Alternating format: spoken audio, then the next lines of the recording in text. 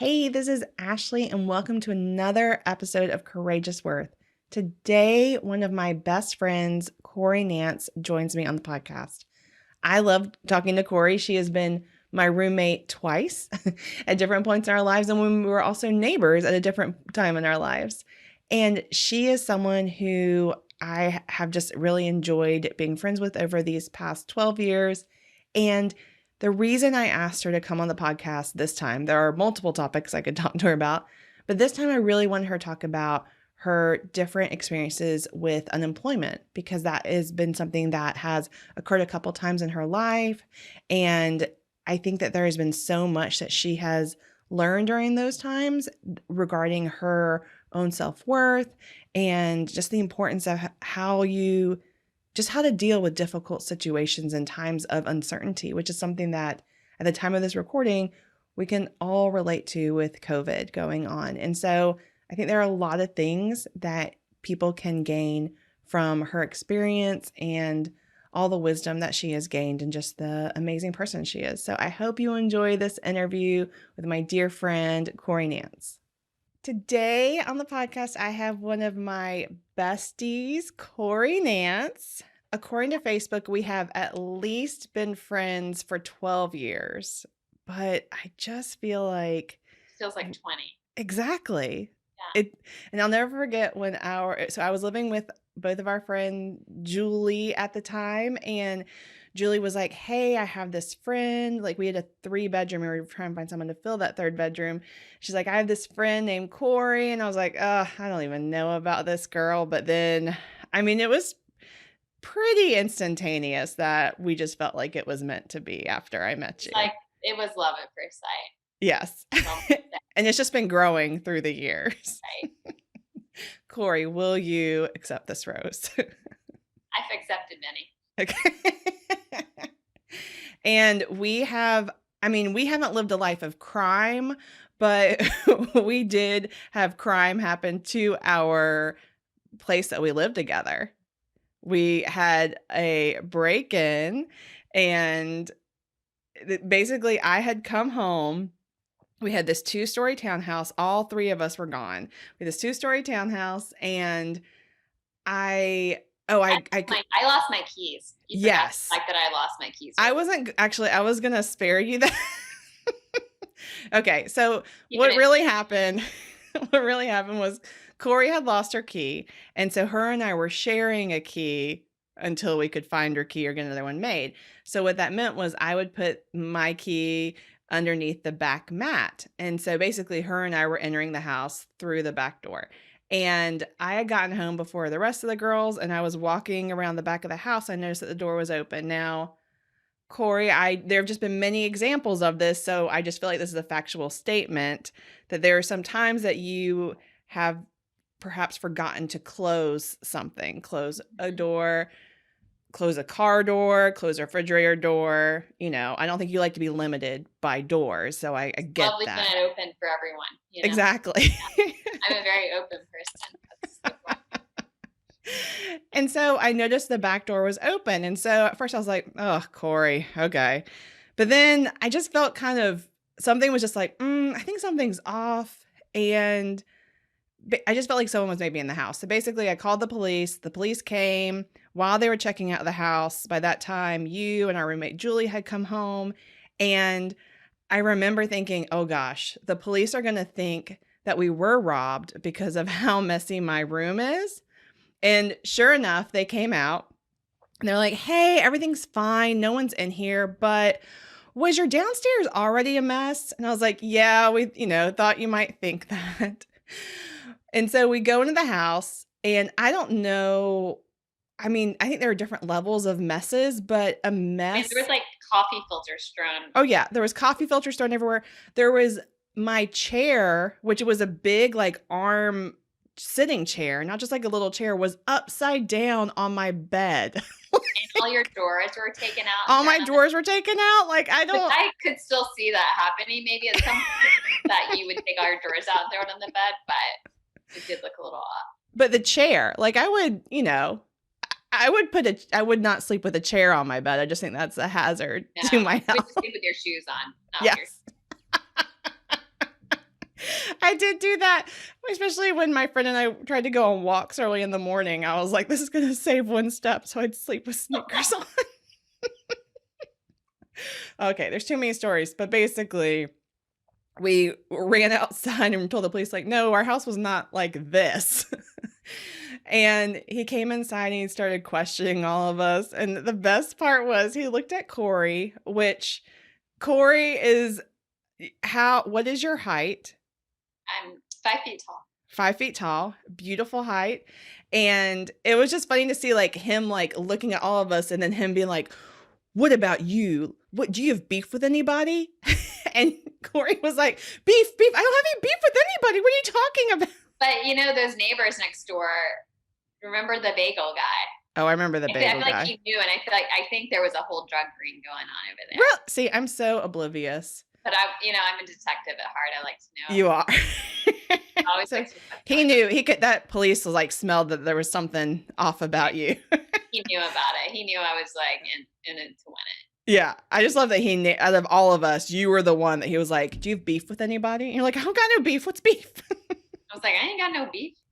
Beef boy. I don't shut doors. That's my problem. Yeah, exactly. And to clear Corey's name, we later realized that they had broken in through the window. We didn't realize the screen was broken. So the key was there. Easy access. Yeah, they didn't need to go through all that trouble. They really didn't need to go through all that. Yeah. Oh, and I guess we should share what they actually stole. I don't even know if they went. Did they steal anything of y'all's on the second floor? No, they actually went to every room but mine. Okay. And I think that's why they asked if I had a beef. Oh, now I do want, Corrie, is there a deeper story? Do you have beef with anybody? Like, it doesn't even make sense. I would have beef with you guys because they didn't touch my. No, but maybe you were behind this. Maybe you were the mastermind behind this the whole time. Maybe to this day, you'll never really know how I was involved in that. Well, I would really like back what they took from my room, which was my laptop, a jar, a baggie full of coins that I always was saying I was going to take to Coin Store and never did. And then the key to my Jetta. No, they didn't take your laptop, I thought. Or my iPod. And then they took my iPod. I can't remember. I've actually been having my house broken into twice. So the other time I got my laptop. So maybe it was that time. They did because they didn't take a lot of stuff that would have been nice to take. Okay. Like laptops and stuff. So yeah, so just a bag of coins and the key to my car. So, which then I was freaked out for like a week. I just imagine like. Didn't you go stay somewhere else? I stayed at my parents' that night. Yeah. And then I think I switched cars with my parents or something for a few days. And there was another Jetta in the neighborhood in our little area. And so I was hoping that they had maybe come back and tried to use their car. Anywho. Also, but yeah. I'm going to cut in. I'm apologizing because I think my neighbor is really loving Santana right now and blasting it. So I'm apologizing for that interrupting our podcast. It's okay. I can't hear it right now, but I love the thought that it could be a nice background music. Nice for me. Yeah. Yeah. Oh, well, our journey started together in Wilmington, North Carolina. And then since then, you have moved to some of the biggest cities in the nation. You've lived in DC, you lived in New York, and now you live in LA. Yeah. And having that Cali life. And I remember that when you were moving to DC, I honestly thought that city was going to chew you up and spit you out, not because of you, but that's kind of the idea I've also have of a lot of those cities. Like, I feel like it's really, there's only certain people that love it and that also thrive in some of those really big, busy cities. And I could not have been more wrong. And now looking back, I just see it as that was just the beginning of a beautiful new chapter in your life from myself looking at you, of just you really stepping into your own and kind of stepping into your power. So what was that like for you when you took that step from living in Wilmington to moving to DC?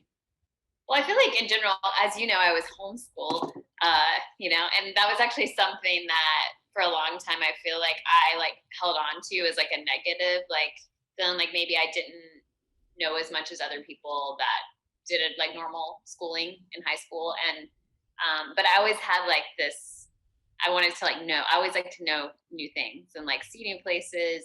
And, so yeah, I think in Wilmington, I love being there and I love all my good friends that still live there, i.e. Ashley.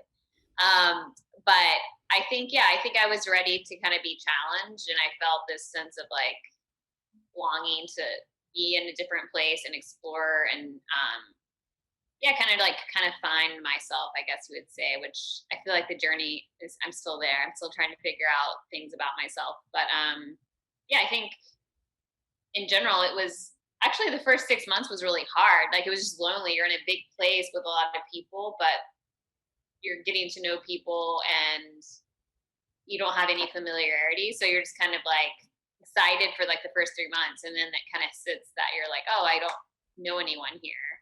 And so that was hard. That was like an adjustment period of like kind of being okay with being on my own and kind of learning to make new friends. I love DC, but I would never want to live there again.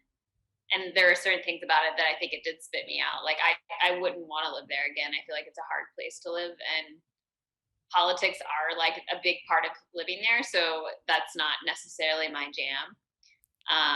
But yeah, I would say at the end of the day, if I hadn't have gone there, I don't think where I would be in my current place now and living in LA and kind of more aware of what I want and what I need in my life. And so that I'm like super grateful for that period of time. Yeah. And then you lived in DC for how long? And then how long in New York? I think it was 4.5 years. And then I moved to New York in 2015. And I was there almost 4 years as well. And then came to LA after that. And I've been here about a year and a half. And you're loving it? I'm loving it. I mean, I'm loving it in Corona. I mean, I think if I had to pick a place to be during a pandemic, I I feel like just in general, I like being outside. I enjoy the sunshine. But that was also like when I moved out here, I didn't have a job. I just quit like a project management, like contract job, and came out here and was like, okay, I'll find a job. I feel like my resume can give me something. And it did. And I was working at a job there for a while and then just recently got a new job at a new company. So Yeah. Well, and that's just been really inspirational to see you during, because you've had a few different times just based on how things have landed out that you were without a job for a while. And I felt like during that time are times that you also experienced a lot of growth and just kind of realizing things about yourself. So, can you kind of share about those different seasons of your life? Like, what has that looked like? Like, what was the longest amount of time you were unemployed, and what were some things you learned during that time? um so the first time I ever got laid off actually was in New York. When I moved, as you know, I moved to New York and I took a paid internship with a tech company. Um, and ended up got a full-time position with them. And then I got laid off after working there a year and a half.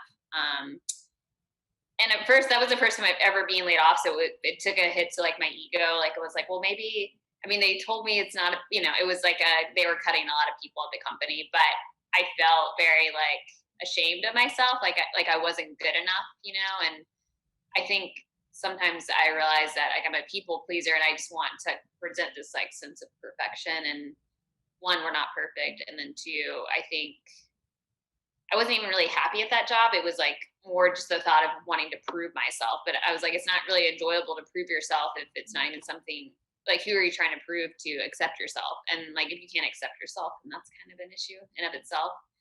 And I think, I mean, it wasn't even that time getting laid off. That was a hard period. But I think I got a job fairly soon after that with like a creative agency, and that might have been the worst 6 months or 8 months of my life in a job sense. It was just like a really hard work environment. My boss was like a gaslighter, treated women differently, so that was just hard. And I mean, I wanted to stand up for myself, but I also was like, I don't want to lose my job. But it got to a point where I remember like on like Sunday nights, my stomach would just be in knots. The thought of having to go to work, and I really liked my coworkers that I managed, but I also couldn't.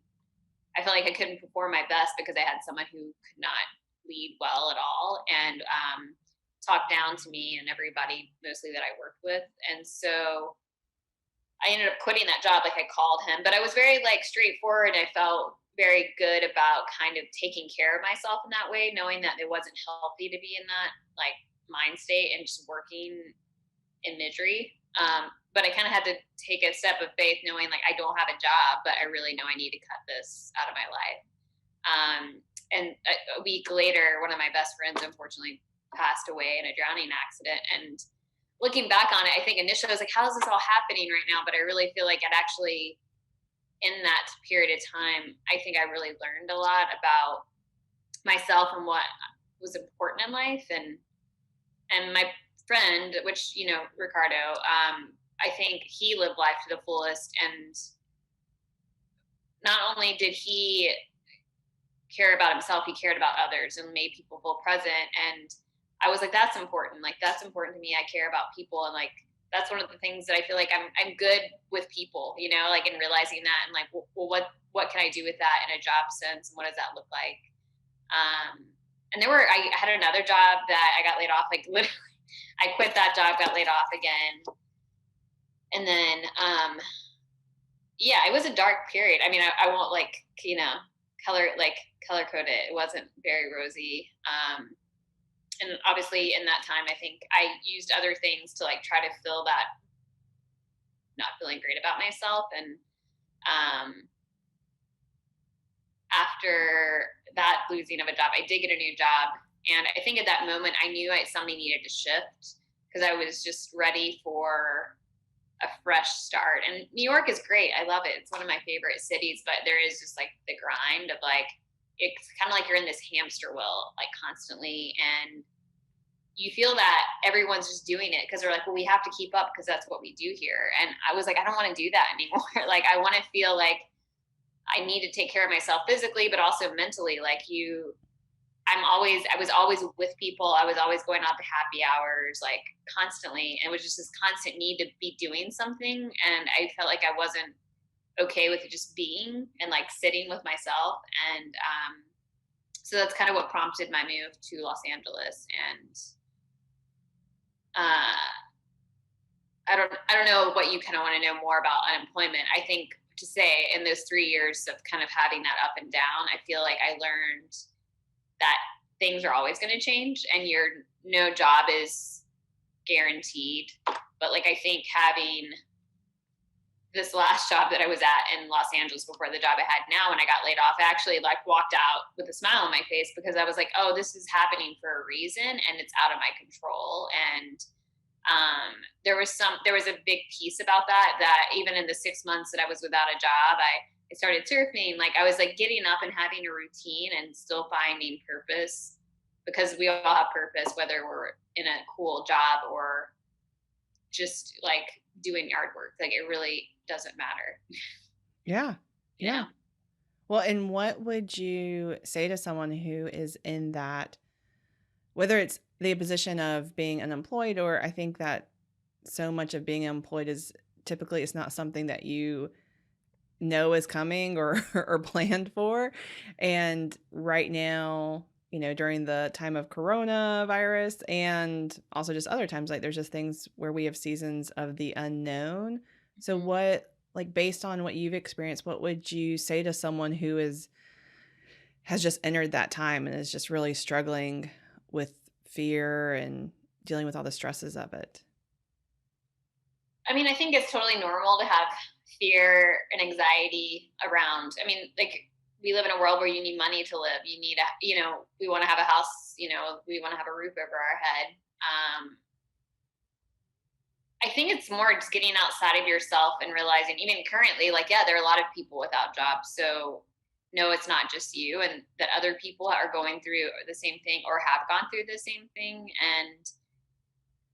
It's not like you don't, it's okay to feel sad about your situation. And because someone might be like, well, someone's situation is probably 10 times worse than mine. But it's like, well, that's what you're going through. And that's okay to feel like, sad, but I do feel like a lot of it's like coming outside yourself and looking at other people and like not just keeping yourself busy, but even being like, well, why am I frustrated and why am I miserable? Like there was a point where I was just miserable in New York, and I can look back now and be more understanding that I was kind of miserable with myself. And so I would say, like even basically like have a routine with yourself, like get up in the morning, like don't sleep in, like get up, have coffee, read, do whatever you would normally do in having a job, but maybe try something different. Like I never thought that I would go try surfing or um, maybe go on a hike, whatever you have. Like if you have that opportunity to do something that you wouldn't be able to do when you're working, like think about like you're never going to have that time again.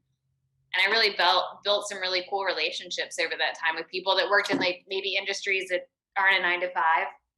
And it's like I got to see another way of life, and like that is something that I really took from that. And I didn't feel like I was like I'm missing out.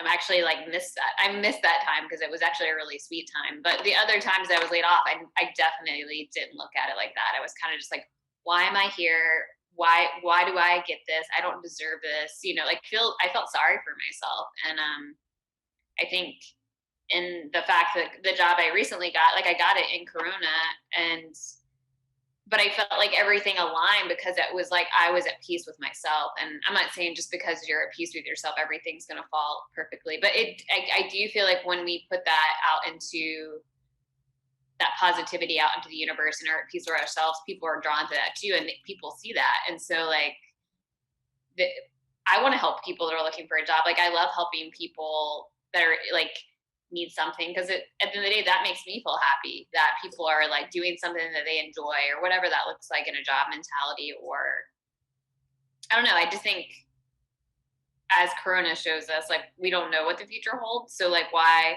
am I going to think about 5 years from now and just kind of be present with the people that I'm with now and like with the job that I'm at now or the job that I'm not in. Like there's a reason it's happening, like, and we can't really control that. Yeah.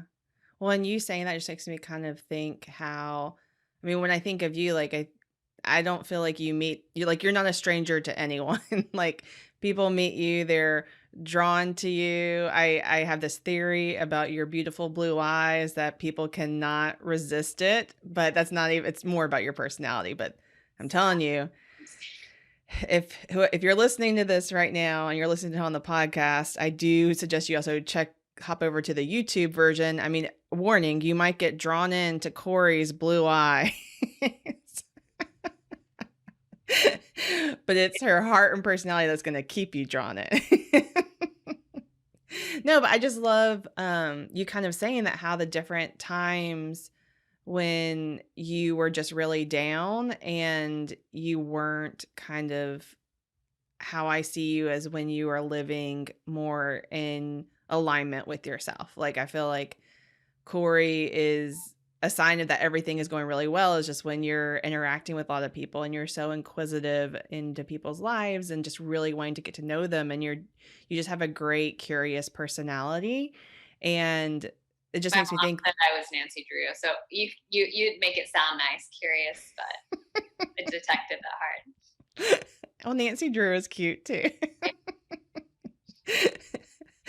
And it just makes me think about the idea of that no matter what is happening to us, whether times are good or times are bad, that I just feel like there's this constant, I don't like constant, I don't want to say goal, but the idea of that when we are in more alignment with ourselves, like just everything seems to flow better. And, we're just feeling the good things that come with being in alignment with yourself. Like, I just feel like there's more peace, there's more joy.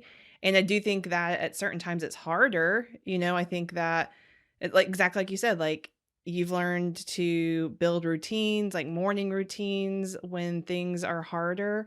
And I think that sometimes when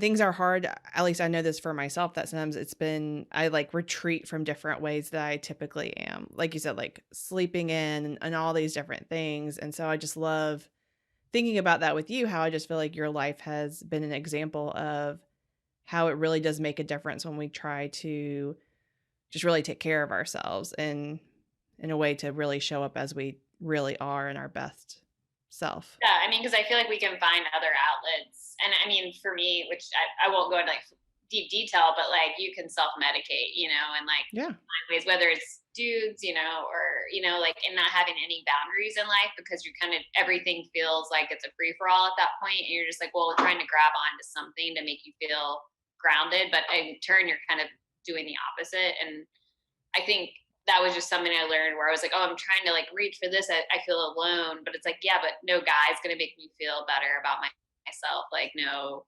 drinking, like anything. It's like, Yeah. there's all good things and, small doses, but it's also just that feeling of like being able to be okay and being by yourself. And I think we're all kind of having to experience that right now. And yeah, maybe see things we don't like about ourselves, which that's not pretty either. But it is cool because then you're kind of having to acknowledge it. And a lot of times when you're moving and constantly just doing stuff, you're not having to acknowledge it. So you can kind of just ignore it and put it in the back of your mind or just not acknowledge it at all. Yeah. Yeah. And I couldn't help but notice that at the very beginning you used the word dudes, and I just am wondering, is that more of a California thing that's come over on you, or Oh, have no, yeah, maybe I was trying to make it lighthearted, like not be Oh, like, no, no. but I was just yeah, thinking, I was like, is that how she referred to guys always, was dudes, or is it just California I'm that's not taking over? dude. We're gonna go sift, brah. Corey and I also, before the beginning of this interview, I was looking back on Facebook to see how long we've been friends. And then I was reading to her back and forth the things that we used to post on each other's walls. And we realized that really everything we were posting were things that should have been a text chain. Like it Yeah, was like, it's a little embarrassing, but it's like, can't wait to see you. Hey, what do you want for dinner? Hey, I'm moving in next week. hey, I'm upstairs. So anyone that were friends with us in 2008, we apologize for our public text chain. Our public girl romance, bro. Yes. Not a bromance. What do you Yeah. like? Gurmance. Galmance? We need a womance, like a woman. Romance? Womance. Womance. I like that. Womance. Womance with the Nance. Hashtag womance. Yes. Corrie Nance. Okay, this could go really far. Courageous Worth is all about standing up for your worth. I feel like you have had tons of different times and seasons where you have stood up for your worth. Can you share one of those times? That agency job that I had with the boss that wasn't really awesome. Yeah. And he was intimidating, and I've never gone to HR or anything with a job before. And, but I also realized he was doing this to other people, and I felt scared, but I also went into his office after I'd already, put in my 2 weeks notice. And I just said, hey, like, I don't have any like hatred towards you, but also like, I need you to know what you're doing and it's not okay. And like,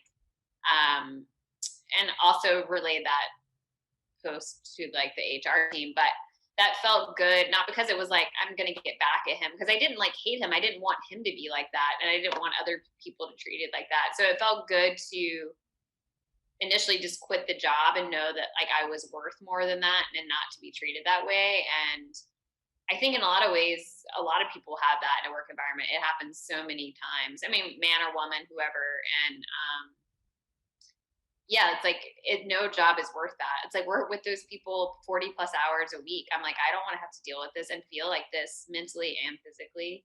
So I feel like that is a time that I do really remember just feeling good with going with my truth and knowing like what I was worth in that moment. Yeah, and I think there's been other times like in relationships like that, in relationships too, where I've allowed people to kind of do the same, and I didn't stand up, and so I think knowing that once we know we're worth it, other people see that are worthy of our time. I agree. No, I completely agree. Clearly, we could talk for 10 hours, but we probably should not do that. We probably have done that. But as a closing question, what is one of your favorite qualities about yourself, and how do you live that out in your life? I would say openness to just anybody, like, which I don't mean that I'm like, have been open to everyone in my life, but I feel like in general, I like to make people feel at ease and like welcomed. And and I feel like this is easy for me to talk to people. I don't know. I think I got it from my mom, but that's just something that I enjoy doing, because at the end of the day, it's like, who doesn't want to feel wanted, or not needed, but wanted, and like that sense, just in a work sense, or even just with people that are like, don't have friends. I'm like, yeah, let's hang out, like that's something I enjoy doing, and I feel like that I'm good at. And Yeah, I like the openness. Again, yeah, it reinforces my theory of how people are drawn to you, because I feel like people are drawn to people they know that they can easily relate to. Like, I think that's just something that people give off. That's like, hey, I'm a safe person for you to come and talk to and confide in. I think that's a beautiful thing about you. yeah. I mean, and I'm also very stubborn too. So even if you don't want to be open with me, I'm just gonna, I'm kidding. But I feel like in I'm general, relentlessly open, whether yeah, you like like I it or feel not. like I'm open. I'm going to be open for a long time. But yeah, I think in general, that's like something that I feel like I'm good at and want to keep being good at. Well, thank you, Corey, for sharing everything. And I know that I love talking to you, and I'm sure that everyone's going to get a lot of just good little insights from hearing this. Yeah, and thanks for having me. I hope you enjoyed that conversation with one of my dear friends, Corrie Nance. Clearly, I'm biased and I could speak to her all day long. But one of the many reasons why I wanted to bring her on is to talk about times of the unknown, of those seasons when she was in unemployment, and just the different things that going through those seasons really taught her.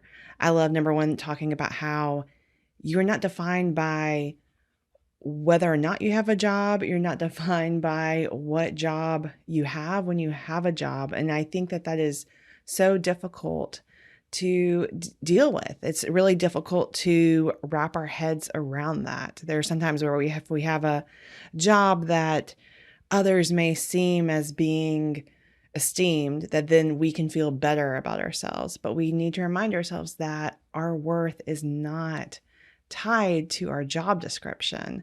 It's also not tied to whether or not we have a job. And I just loved that being one of the things that she dealt with and processed with and understood for herself.